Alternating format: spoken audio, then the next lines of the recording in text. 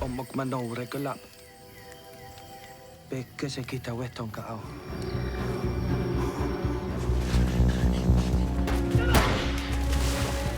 Ada sebuah pemandangan hutan yang begitu asri dan belum dirusak oleh para manusia serakah. Dan hutan tersebut bisa dibilang salah satu paru-paru dunia yang wajib dijaga. Kemudian ada seorang aktivis lingkungan bernama Bruno Munster. Dia berasal dari Swiss yang sedang melakukan perjalanan ke hutan Sarawak, Malaysia, dari Pulau Borneo atau Pulau Kalimantan. Bruno sendiri, dia senang sekali melakukan ekspedisi terutama yang berhubungan dengan lingkungan. Bahkan dia bertekad pergi ke hutan Sarawak dan ingin tinggal di alam bebas. Bapak-bapak yang sedang mengantarkan Bruno, dia sempat memperingati Bruno kalau hidup sendiri di alam bebas sangatlah berbahaya. Dan mungkin saja Bruno tidak akan senang menjalani hari-harinya di hutan liar belantara. Namun, mau gimana lagi? Bruno yang keputusannya sudah bulat untuk melakukan ekspedisinya, dia tetap ingin melanjutkan perjalanannya. Waktu sampai, Bruno langsung ditinggal sendiri oleh bapak-bapak tukang perahu tersebut. Dan ternyata, kehidupan di hutan liar sangatlah indah. Bruno sangat kagum ketika melihat ular sanca yang bergelantungan di pohon. Dan udara di hutan ini begitu sangat segar, penuh oksigen yang belum tercemar. Berbekal barang dan kemampuan bertahan hidup di hutan yang seadanya, Bruno mencoba bertahan hidup seorang diri tanpa adanya kawan dan siapapun. Setelah selesai makan, Bruno pun mengisi kekosongan di malam itu dengan memainkan seruling. Dan esok harinya, Bruno melanjutkan petualangannya di alam bebas sembari memetakan hutan. Bahkan dia juga membuat catatan harian tentang ekspedisinya. Lalu, tiba-tiba Bruno menemukan air terjun yang cukup jernih dan segar. Bruno pun langsung berpikir, kalau naik ke puncak tebing sepertinya menyenangkan. Dan atas dasar pemikiran itulah, Bruno dengan nekatnya memanjat tebing tersebut dengan penuh semangat. Akhirnya Bruno sampai ke atas tebing dan tentunya kembali lagi dengan saya Faiz Ura yang pastinya akan menghibur kalian dengan channel Pemersatu Kelurahan. Dan bagaimana kabar kalian? Pasti baik dong. Kalau nggak baik ya siapa coba? Namun sebelum ke story-nya, tolong support terus channel ini dengan menekan subscribe, like, dan share kemanapun yang kalian suka agar kami terus semangat membuat story film permintaan kalian. Dan intro.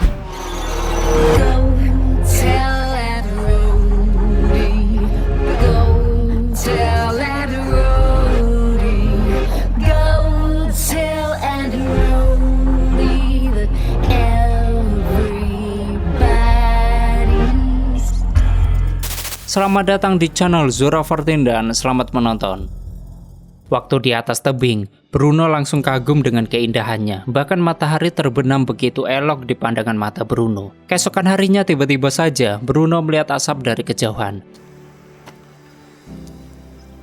Dia pun berpikir mungkin saja di sana ada seseorang. Dia lantas pergi ke sumber asap tersebut dan sesampainya di sana, ternyata ada suku pedalaman yang bernama Penan yang sedang bersantuy. Di sini, Bruno pun sangat kagum karena akhirnya dia bisa bertemu dengan suku asli di hutan tersebut. Namun sebenarnya suku ini, mereka adalah suku yang seringkali berpindah-pindah, jadi mereka tidak berdiam di satu tempat saja. Mereka kerap kali berpindah dari satu tempat ke tempat lainnya untuk bertahan hidup. Sedangkan suku Penan yang menyadari kehadiran Bruno, mereka pun sedang sigap memanggil kepala suku mereka. Namun dengan tampang yang tak berdosa, Bruno berusaha tetap tersenyum agar dirinya bisa berbaur dengan suku Penan. Akan tetapi, kepala suku Penan memerintahkan mereka agar cuek saja atas kehadiran orang asing di tempat tersebut. Karena dicuekin oleh suku Penan, Bruno tetap antusias agar dirinya bisa berbaur dengan suku tersebut. Lalu dia pun berkemah di sekitaran suku Penan sambil mengamati cara mereka hidup. Keesokan harinya ternyata Bruno ditinggal oleh suku Penan. Dia tidak melihat lagi keberadaan orang-orang di tempat itu. Di sini Bruno berusaha untuk menemukan mereka dan akhirnya ia berhasil menemukan mereka lagi. Bruno yang belum pernah melihat suku Penan mendirikan rumah, dia sangat kagum atas kerjasama para orang-orang Penan dalam bergotong royong dan saling membantu. Lalu terlihat para bocil yang sepertinya mulai tertarik dengan keberadaan Bruno. Namun tepat di suatu hari ketika Bruno terbangun dari tidurnya, tiba-tiba saja sepatunya dicuri oleh seekor monkey. Di sini Bruno berusaha mengambil kembali sepatunya dan karena kejadian itu, Bruno pun ditertawai oleh orang-orang Penan. Sembari berjalannya waktu, akhirnya Bruno pun mendapat perhatian dari orang-orang Penan. Di sini Bruno berhasil mendapatkan kepercayaan dari suku Penan. Bahkan, di sini Bruno sampai diperlakukan seperti anak sendiri oleh kepala suku Penan, dan kepala suku Penan ini bernama Sega. Lalu Bruno diajari bahasa, budaya, bahkan cara Penan hidup di hutan bebas. Ketika diajari berburu, di sini Bruno berhasil mendapatkan buruan pertamanya. Aksinya ketika berburu dijadikan pertunjukan, dan dengan kehadiran Bruno di suku Penan ini, menambah suasana baru bagi kehidupan suku Penan di hutan tersebut. Bruno yang semakin dekat dengan suku Penan akhirnya diberi hadiah, yaitu benda berbentuk bunga yang dianggap keramat oleh para suku Penan. Karena bunga ini memiliki arti sebagai bunga yang memberikan kehidupan. Sembari menjalani hidup bersama suku Penan, tak lupa Bruno menulis catatan hariannya sebagai cerita ketika dia hidup bersama suku Penan. Namun ketika sedang asyik menulis, tiba-tiba saja Bruno didatangi satu wanita dari suku Penan. Dan wanita ini bernama Ubung. Ternyata Ubung naksir dengan Bruno dan ingin PDKT dengan Bruno. Namun Bruno yang sadar dia adalah pendatang di hutan ini, Bruno pun bersikap sopan dan berniat untuk menahan dirinya. Tak lama setelah itu mereka pun kedatangan suku Penan lainnya yang sedang berpindah tempat. Dan ternyata suku Penan itu tidak hanya mereka saja, karena nyatanya di hutan yang luas ini ada banyak sekali suku Penan lainnya yang tersebar di hutan Sarawak. Akan tetapi suku Penan yang lainnya pun pamit dan hanya lewat saja. Namun sebelum mereka pergi, mereka memberitahu bahwa di sisi hutan lainnya ada orang asing yang sedang merusak hutan. Waktu mendengar hal itu, Bruno dan suku Penan pun berinisiatif untuk pergi dari tempat itu dan berpindah ke tempat yang lainnya. Lalu mereka menemukan pohon buah-buahan yang sangat banyak, dan mereka pun memutuskan untuk beristirahat. Ketika Ubung sudah mengambil buah, Ubung melihat tanda X di salah satu pohon yang entah dibuat oleh siapa. Dan ternyata tanda X tersebut adalah tanda untuk pohon yang nantinya akan ditebang.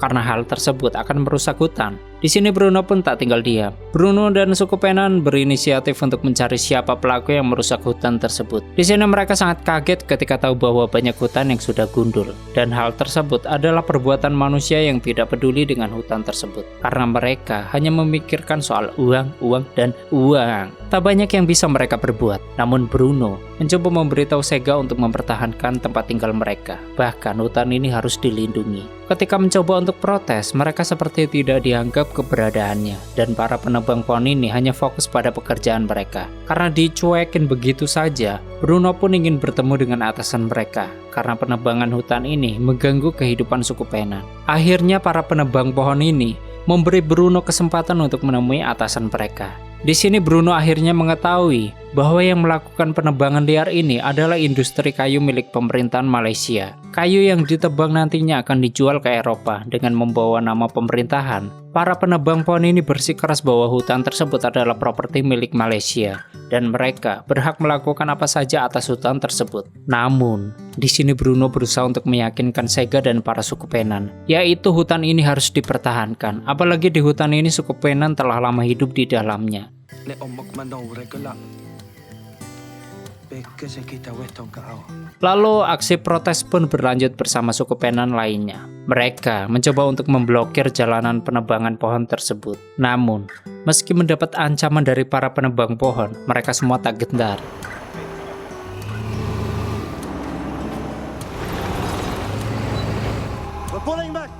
Malam harinya mereka kedatangan seorang jurnalis yang bernama James. Dia sangat kagum dengan pemberontakan suku Penan untuk melawan pemerintahan Malaysia. Dan dengan sukarela, James menawarkan dirinya untuk menjadi perantara dan meliput kerakusan pemerintah atas penebangan hutan di alam tersebut. Lalu di hari berikutnya para awak media pun datang untuk meliput perjuangan suku Penan, yaitu dalam melawan pemerintahan Malaysia. Sedangkan Bruno, dia sangat yakin jika perjuangannya untuk melawan pemerintahan Malaysia dapat menghentikan penebangan hutan secara liar. Sedangkan tempat tinggal suku Penan akan tetap terjaga. Bahkan dia juga sangat berterima kasih kepada James karena sudah mau membantu meliput perjuangan suku Penan. Lalu, tak lama kemudian aksi Bruno mendapat respon dari pemerintahan Malaysia. James melapor kepada Bruno bahwa ia dijadikan buronan oleh pemerintahan Malaysia dan sekarang Bruno menjadi musuh nomor 1 bagi Malaysia. Bahkan orang-orang yang memburu Bruno telah masuk ke hutan. Bruno yang sedang berdiam dan bersembunyi di hutan, tanpa sengaja dia melihat camp para pemburu tersebut. Dia pun menemukan poster buronan dirinya. Dan tak lama kemudian ia pun tak sengaja terlihat oleh para pemburu itu. Lalu aksi kejar-kejaran pun terjadi.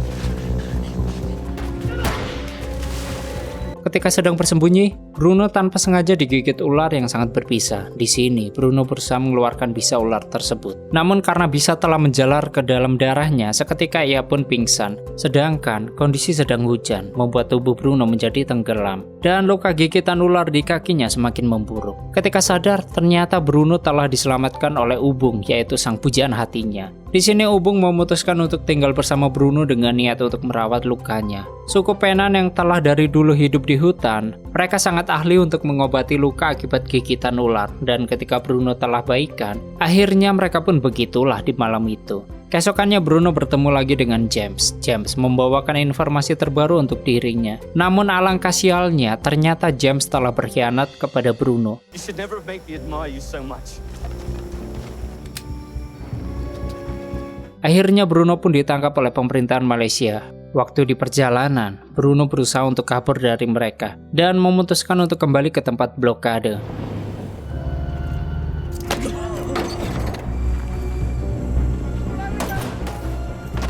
Setibanya di sana, Bruno disuguhkan dengan pemandangan yang sangat menyedihkan. Ternyata blokade telah diterobos paksa oleh para penebang pohon. Sampai-sampai suku Painan menjadi korbannya, termasuk putra kandungnya, Sega. Akibat hutan yang semakin gundul, suku Painan pun perlahan kehilangan tempat tinggal mereka.